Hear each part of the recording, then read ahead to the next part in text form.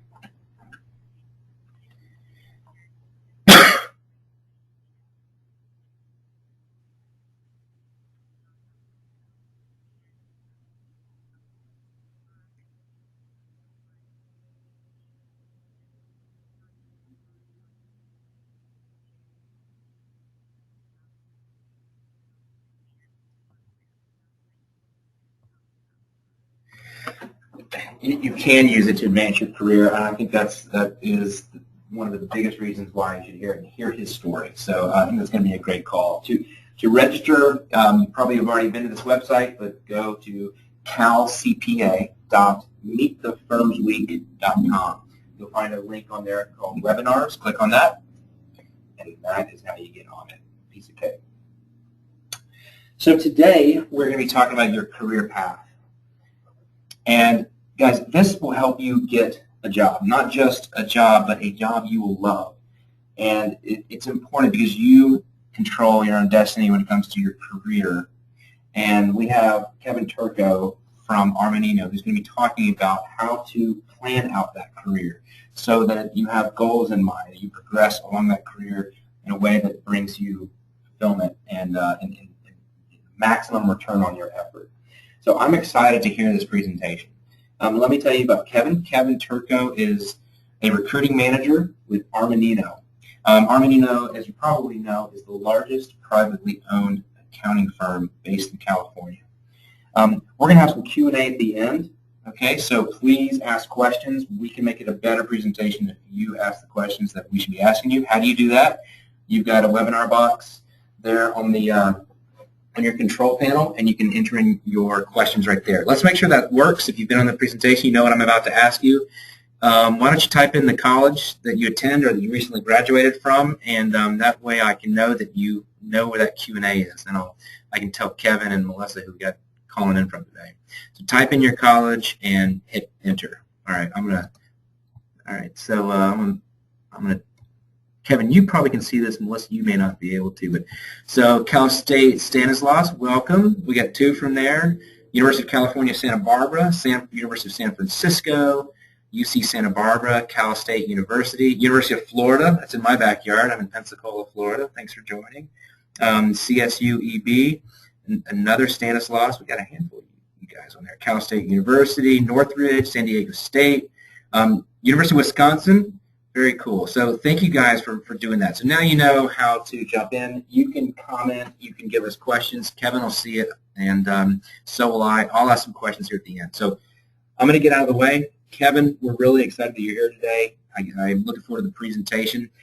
Melissa and I may jump into the presentation if we have anything to add, and we look forward to hearing it. So Kevin, it is all yours. Thank you. Having me, and welcome everyone to the California Meet the Firms Week.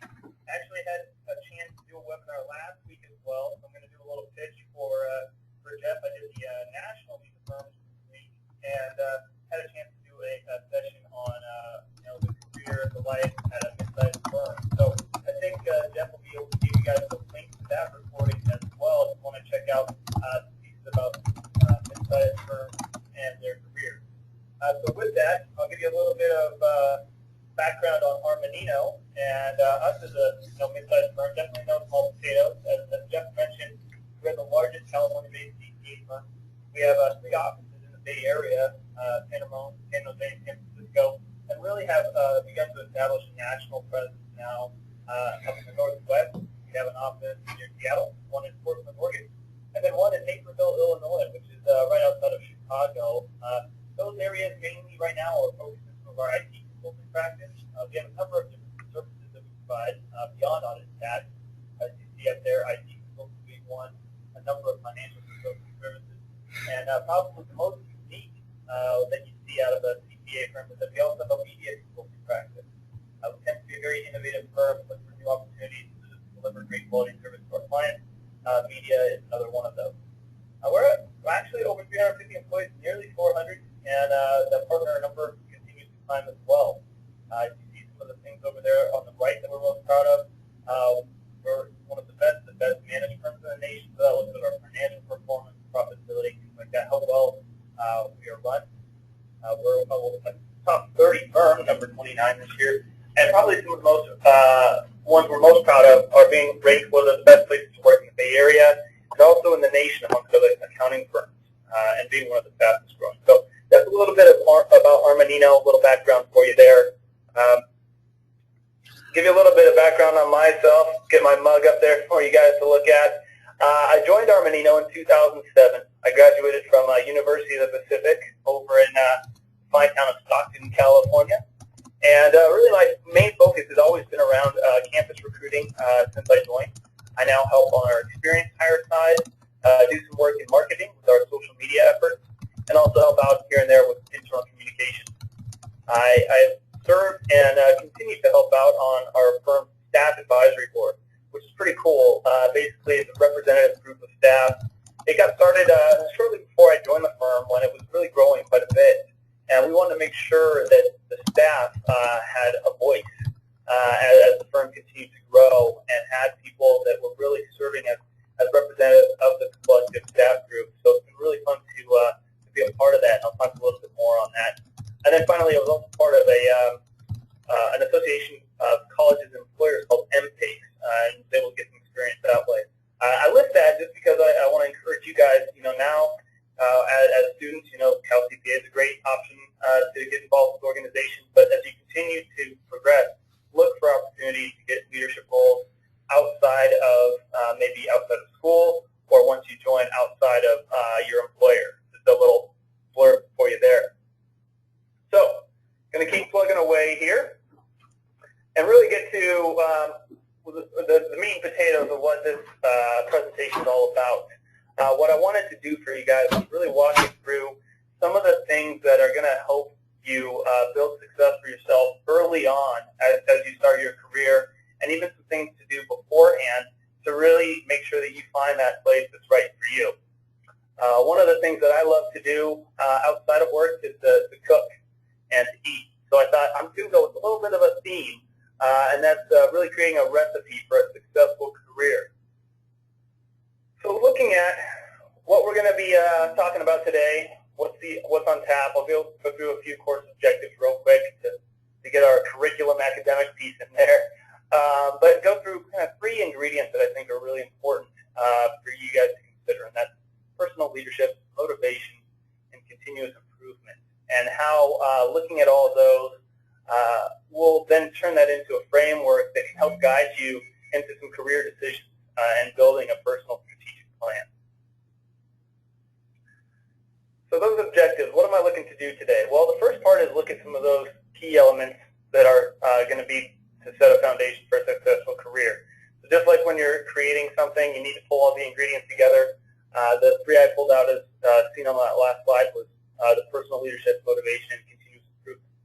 Just like in cooking, once you have all your ingredients, you have to start putting them together and you make modifications to create some sort of cohesive unit, some sort of dish. And that's really the strategic plan is going to be your tasty dish at the end of it. So that's the plan. So the first part we're going to cover is on personal leadership. And I mentioned the Staff Advisory Board, or what we call the SAB, and one of the things that the Staff Advisory Board is really charged with is to work with its peer group, our staff, which here at Armanino would be anybody before the rank of manager. So that could be a staff, senior, a supervising senior.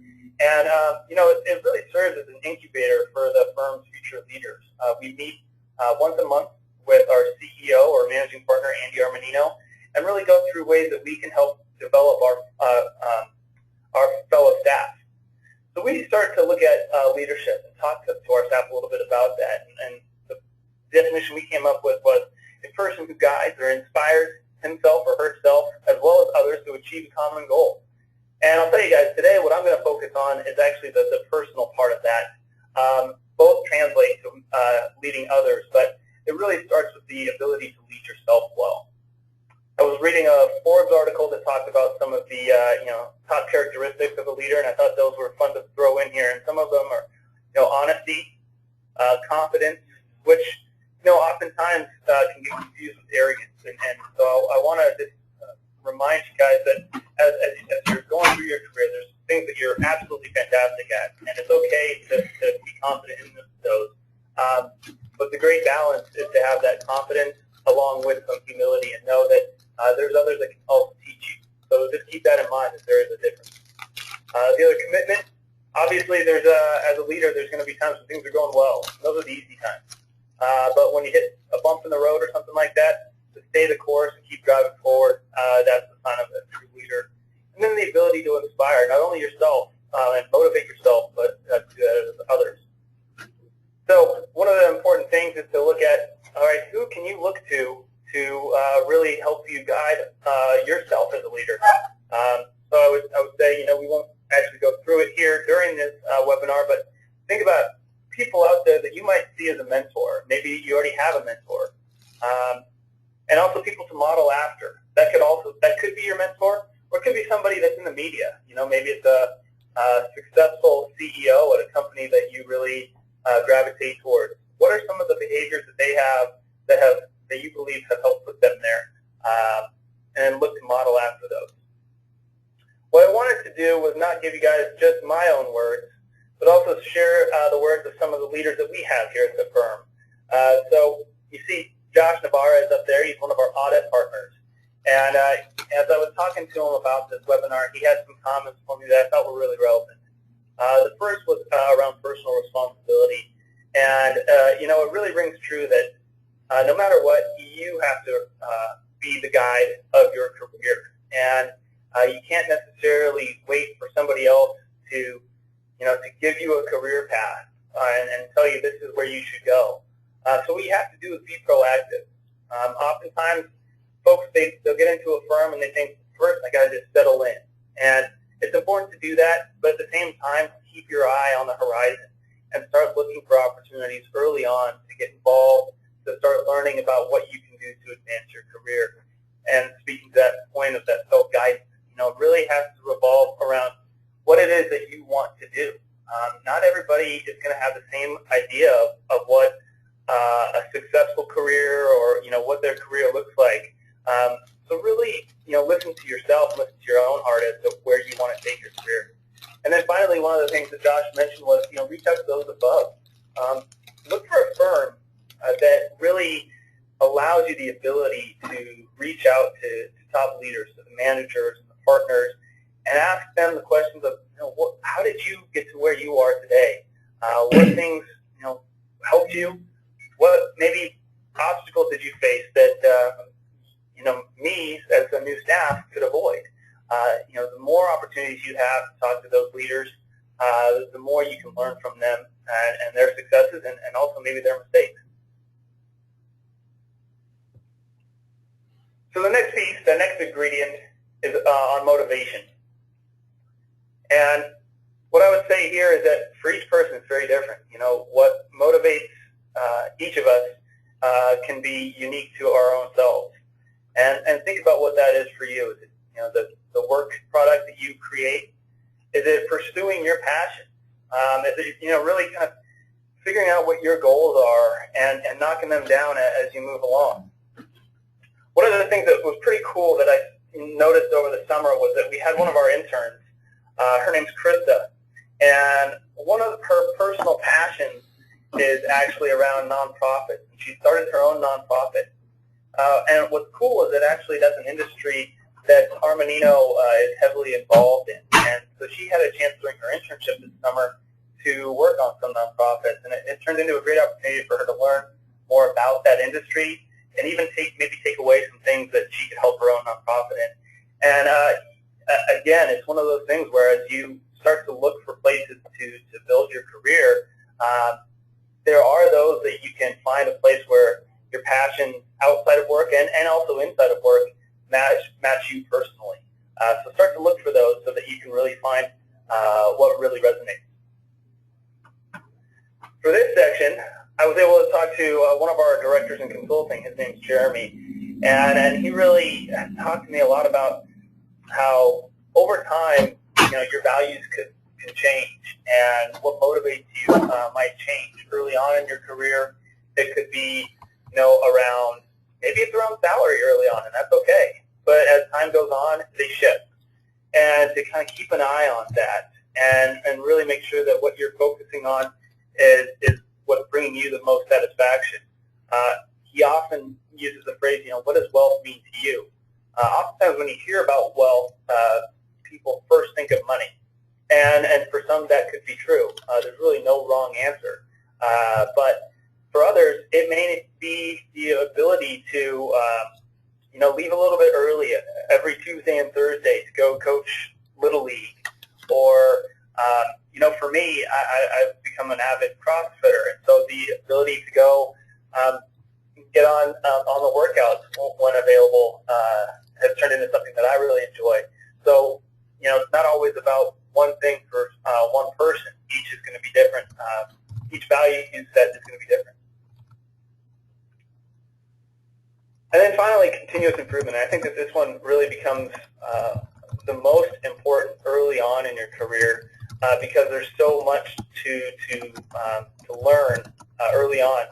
You probably all heard through the classroom or whatnot that, once you get out of school and into public accounting, it's very different than what it was like in the classroom, which means there's a steep learning curve. And you have to look at it and say, why is continuous improvement challenging? And it's because it's uncomfortable. It means we have to change, and we have to do something that maybe we're not good at or we're not used to. But the ability to challenge yourself, keep growing, is what's going to keep pushing you along.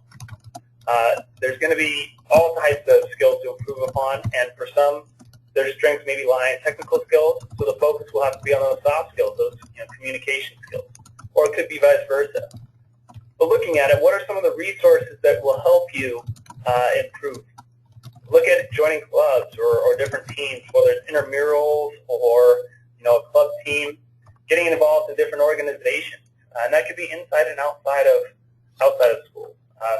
We're here at the Cal Meet the Firms Week, and we're definitely encouraging you guys to get involved with Cal CPA, but there's a whole list of organizations that you can get involved with. Your own courses. Say, for instance, public speaking isn't your greatest skill, but that's obviously something that's going to be important in a client service industry like public accounting. Yeah, maybe you're not giving speeches, but you might present to a board, or even having just one-on-one contact with a CFO or a controller. I know here at Armanino, that's something that early on in your career, particularly in audit and consulting, you'll be doing. So to practice those skills will be helpful. And then look to that mentor, that person that you want to model after. What are some of the things that they're doing or that they did to help themselves? Mm-hmm. The thing I wanted to mention here, too, is speaking to that image on the screen and that quote, the only person you should try to be better than is the person you were yesterday. Oftentimes, we find ourselves comparing ourselves to someone else that's in our industry or in our firm. We have a lot of examples here of people that have risen very quickly. We have folks that have made senior in a year or made manager in less than 3 years. And I think that speaks to our approach at Armanino of as people grow and excel, we're going to move them forward. The typical career path is for somebody to be at the staff level for about 2, maybe 3 years and then move to senior, and then another 2 to 3 years and move to manager. But if you're ready to go and you've continuously improved, we're going to move you forward. But that doesn't mean that you have the same sort of path as that exact person. Look to follow their lead, but know that the best person to compare yourself to is yourself. You'll find if you take this approach, it's going to be much more fulfilling, much more rewarding than looking to necessarily copy someone else. Yeah. But it is important to look and emulate others, and that's really what Monica, another one of our audit partners, did. Early on when she started her career, one of her goals was to be absolutely excellent in documentation. I know that a lot of folks get into accounting because it's a lot of numbers, and some of you may not realize that there's also a lot of writing involved as well. You need to document all the things that you're doing during your engagement. She wanted to be really good at that. So as she got started, she started to mention how she would look for people that were recognized for their excellent documentation. And she studied what they were doing. She reached out to them to learn how to be better at it. And finally emulated the types of methods that they took to be very good at documentation. And then ultimately, she was known for having those great skills and really set a good foundation for her. That's one specific example, but she's obviously done many things to get to that level of partner. And that's really the next point I want to mention is that path to partner. And there's something that a dear friend of mine and a wonderful entrepreneur, friend of the industry, Rebecca Ryan, who is the CEO of Next Generation Consulting, has talked about, and that's the pivot point. And as you see here, this little diagram, starting at the bottom left, look at that as the beginning of your career. And early on, as a staff and as a senior, the focus is really on building a strong foundation of technical skills. But as you start to move to where that circle is, that pivot point, you see that there's a shift in where you may need to develop some of your skills. And it becomes important at that manager level and especially the partner level to really manage client relationships well. So those interpersonal skills become very important. Most firms will look to have you build a book of business, which means that you're developing business. You're looking to bring on new clients. Those communication skills, those relationship building skills are going to be very important. So it's important to have that strong foundation, which we saw from Monica, but at the same time, she continued to build on her other skills as well, and that's what helped her get to that path. So that may be the path for you. Maybe it isn't, but it's important to recognize that fact that really in public accounting, you do need to be a very well-rounded professional. So then how do we take all that really and give ourselves a framework to follow, something that will guide us along? And really that's what a strategic plan is all about. I'm sure in your classes you've heard how companies oftentimes develop a strategic plan, but it can be applied to individuals just as well. Some of the key things that will make a strategic plan a good strategic plan are going to be that it's focused and structured, that it's introspective, so you're really thinking about what is it that I truly want to get out of this. You also need to be looking ahead, so have that vision.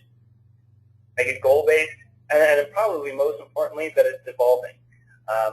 Things change over time, your own experiences. Maybe there's external factors that help make that change.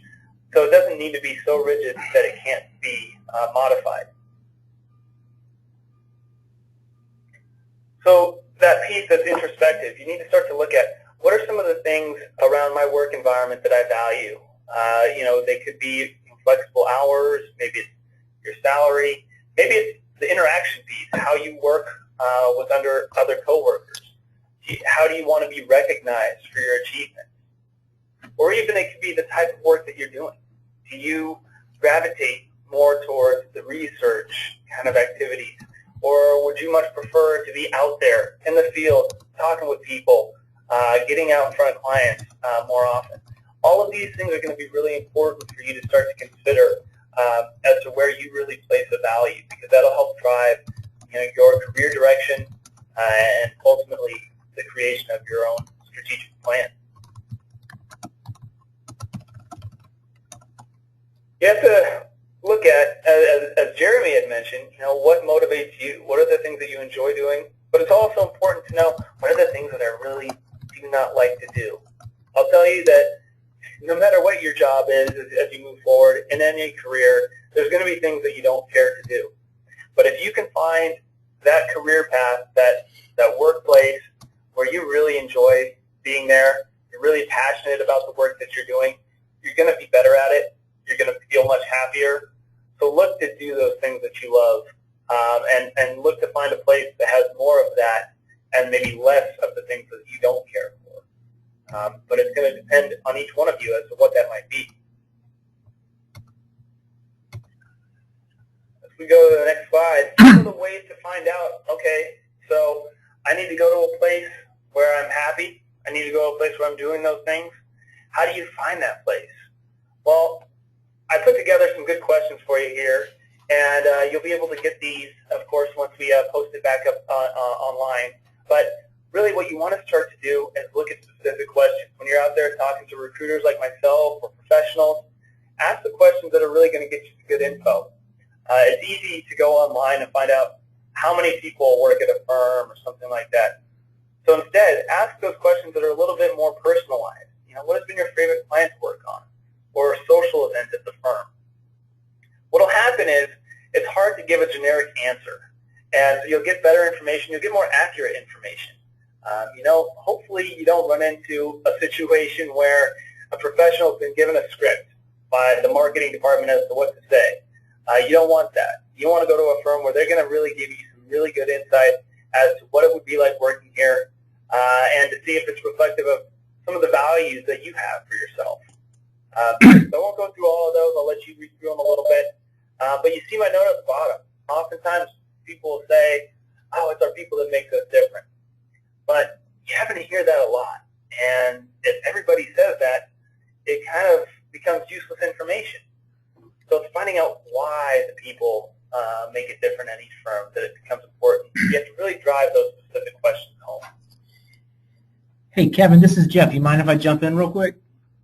Absolutely. I love it, Jeff. You know, I love these questions, and I think this is important for two reasons. The first is when you meet a recruiter, whether it's at an interview or I meet the firms, you meet someone like Kevin, you need to be prepared to ask good questions. It's a way that shows that you are thoughtful and that you're career minded, and it's very impressive that you would take that you would be assertive enough to ask them questions about their career. And so that's one reason that it's important. But the second reason it's important is that you are going to learn about people's lives in their jobs, and that helps you get it gives you a model and helps you identify things that you may be interested in. Because why Kevin's here and why we're here is helping you think about your future, and you cannot answer those questions until you start learning about other people and what they've done in their past. So these are wonderful questions. Ask people in the industry you meet questions about their careers. It will help guide you to make very good decisions. That's great, Jeff. I appreciate you jumping in, and it's absolutely true. As a recruiter, I'll answer any question you ask me, but oftentimes I do get more excited when there's a little bit more effort and interest in asking questions like this. It's easy for me to say what industries we work in and whatnot, but questions like this really show that you're invested in this firm, learning about this firm, and also, more importantly, about your own career. So thanks, Jeff. So moving on, as this next slide comes up for you guys, some of you might have heard of a SWOT analysis, which is strengths, weaknesses, opportunities, and threats. Created a little bit of a different table here, switched out opportunities and threats with uniquenesses. I know that's not quite a word, but also values. And I think this will help you really get a little bit of that introspective, that self-assessment as to what some of the things that make you are. And you see some examples in each one of those boxes. The strengths are going to be those things that you're good at. Weaknesses, of course, those things you need to work on. And then the other side of it are those things that really make you unique, but also those things that you really need out of an opportunity, out of a career, out of a workplace. By doing this, by filling out a box like this, you're really able to start framing what the types of firms are that you're going to gravitate towards, and making sure that they're going to provide you with the opportunities that fit those values. And that becomes really important to, again, that sense of fulfillment and ultimate success in your career. So once you've done that, and you've done that self-assessment, you answer that question of how do I define a successful career, and for everybody it's going to be different. Whether it's to get that high salary, whether it's to have a flexible work schedule, whether it's to become an absolute expert in a particular area, whatever it is for you, you can start to look at, okay, if that's where I want to go, I have these strengths, and so what sort of opportunities, what sort of firms will allow me to leverage those strengths? And ultimately, if my goal is to get to, point B, and I have a few weaknesses in there, things that I need to work on, how do I address those? How do I fill in those gaps that maybe at the moment might be a little bit of a hindrance to getting to that ultimate goal? So as you consider those, then what you can do to really put it into a framework to follow is something like this. And what you want to do is, you look at your overall idea of success, and maybe there's certain goals in there that will help you get there. And you want to make sure that those goals are SMART goals. And you see there what that means. They're specific, they're measurable, attainable, realistic, and timely. And in the italics font there, you can see the goal that I put down is to obtain a mentor within the firm. And what are some of the things that I can do in that activity column that will help me meet that goal? For us at Armanino, we have what are called performance coaches, and they can really serve as your an advisor, a guide, almost your cheerleader for you, and help you move along in your career. So you could ask your performance coach about getting a mentor. I would encourage you to look for a firm that, here's one of the questions you could ask is, hey, do you get to go to lunch with your partners? I'll tell you what, partners love going to lunch with staff. They get to talk to them. They get to learn about them. At least that's the case here at Armanino. And it's really cool to dig in and ask them about their career. And what you'll find is that partners are human beings just like the rest of us. And, love to share their story and love to hear a little bit more about what you're looking to do with yours. It's important then, you look at the activities, but, okay, who's going to help you along those lines? As we looked at earlier, we talked about a potential mentor here at Armanino. Maybe it's your performance coach. If you're lucky enough, maybe it's that person you want to model after. If it's somebody that you know personally or are acquainted with. Might be a little bit harder if you're looking to follow a Fortune 100 CEO or something like that. But hey, if you could do it, go for it. And then finally, give yourself a due date. And this could be almost the most important part because oftentimes we forget to do this part. We say we want to do something and we're going to work towards it. But if we don't have that deadline to pressure us, to hold ourselves accountable, oftentimes those goals can go on for longer than they need to or maybe be unmet. So give yourself a realistic timeline as to when you would like to, in this case, gain a mentor. I would also say, before I move on to the next slide, keep this framework relatively short. When I first had a chance to build my own strategic plan, it's pretty cool. Andy Armanino, our managing partner, always invites any of the firm's employees to say, hey, if you build one, I'll be happy to sit down and go through it with you. And I was all excited. I had just come out of school, and I was like, I'm going to build one and show it to Andy. And I did. And it was about 4 pages long. And that's a lot to cover. And so what happens is you spread yourself too thin, or you maybe can't accomplish it all, and then you feel unsatisfied. So really start to narrow down at any given point. Maybe it's about 4 different goals that you have over the course of 6 months to 18 months, and really work on nailing those down. And then over time, if those need to be changed or if you need to add to them, then go for it. But at least make it manageable. Great. Kevin, do you mind if I jump in a little bit? Absolutely. So for those of you who read Sheryl Sandberg's book, she echoes what Kevin says. A lot of people say, you know, where are you going to be in 5 years and where are you going to be in 10 years? And really now most of your careers are going to massively shift in 5 years or 10 years. And so if you make a plan that's that long, you may be overwhelmed in getting yourself there. So limiting yourself to that 18 months of the really specific goals. I mean, you might still say that you want to go for that CFO position or you want to become a managing partner, but don't set yourself up with goals for the next, 15 years of how you're going to get there. Give yourself 18 months because then you can achieve that, go back, and you may change your mind. Absolutely. That's great insight. And what you find too, Melissa, and of course our audience, is that there's definitely chunks that you can turn into, that ultimate goal of making managing partner or whatever it be.